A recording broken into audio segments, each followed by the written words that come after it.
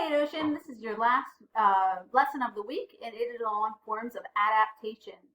It's a fun lesson, a little bit different from the rest, and it's a quick one that I will teach you.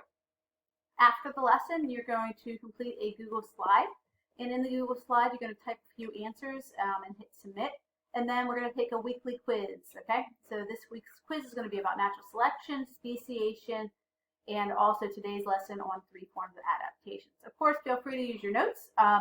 However, it will be graded and count in the grade book, so make sure you take your time. Let's talk about adaptations. All right, let me show you. You will need pages 38 and 39 in your packet. So if you don't have it, go ahead and pause your video now. All right, let's look at this crazy looking fish. It's called a batfish, okay? The batfish looks like it has leg-like appendages and it looks like it's wearing red lipstick. So we're going to talk about the adaptations that the batfish might have. So why do you think that its legs might help it survive? All right, you wrote down an answer, hopefully. During this video, so what has red lip? During this video, you're going to see 3 more. During this video, you're going to see 3 more adaptations. See if you can pick them out and write them down on page 38 below the picture. Looks like it has 4 legs and lives under the water. Well, it's the red-lipped batfish. But why would a fish need legs? Well, let's take a look at how this adaptation helps the red-lipped batfish survive.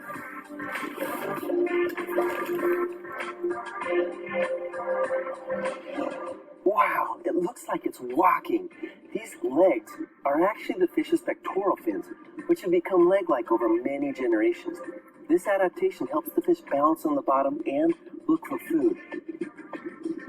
The red-lipped batfish is a type of anglerfish that lives off the Galapagos Islands. The word angler is used to describe a person who catches fish with a fishing pole. Like their human counterparts, anglerfish just sit still and lure in prey. The prey is attracted to a fishing pole-like projection that sticks out from above the fish's head. There are many species in the Galapagos Islands that have developed unique adaptations. So come on, let's take a look at another one. All right, so that is the red-lipped batfish. Okay, so some of its adaptations. 1, obviously its pectoral fins that now allow it to kind of walk on the bottom of the ocean. 2, another one would be that fish-like appendage that lures in prey. And then 3rd one is its red lips. And its red lips are really a deterrent. Red in any kind of nature shows that it is a poisonous fish. So that red lip actually is another adaptation that tells predators to stay away. All right, so what is an adaptation? Flip to page 39 in your packet if you're with me. All right, an adaptation by definition is any structure or behavior that helps an organism survive in its environment. And we can take all adaptations and break them down into 3 categories. If you see a pencil today, you want to write that down in your notes on page 39. All right, the first type of adaptation is a structural adaptation. The second type of adaptation that organisms have are physiological adaptations. And the third type of adaptation that an organism can have is a behavioral adaptation.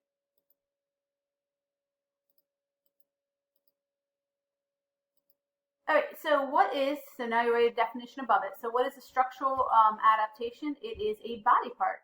It's a physical feature that allows it to survive. A physiological adaptation is an internal response to an external stimulus. And a behavioral adaptation is a pattern. So think about it like this. Structural adaptation is a body part. Physiological is an automatic response.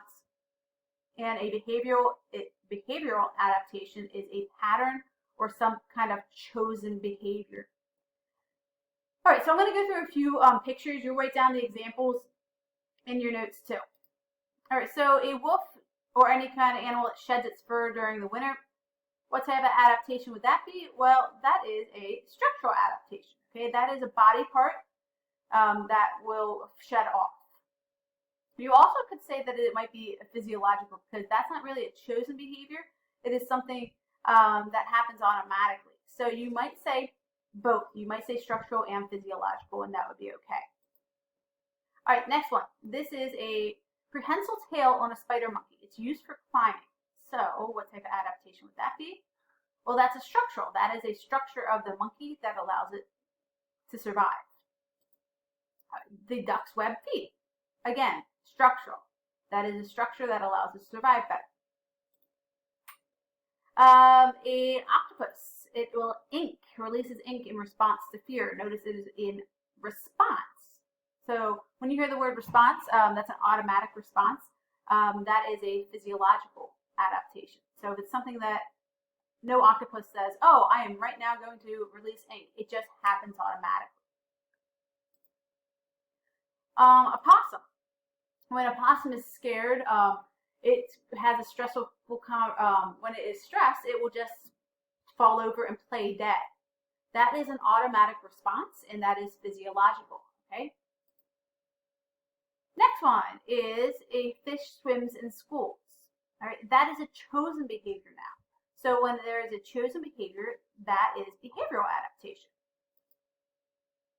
And one more behavioral adaptation is geese migrate in the winter. Again, they choose to migrate in the winter so that they can survive. That is a choice behavior. That is a behavioral adaptation.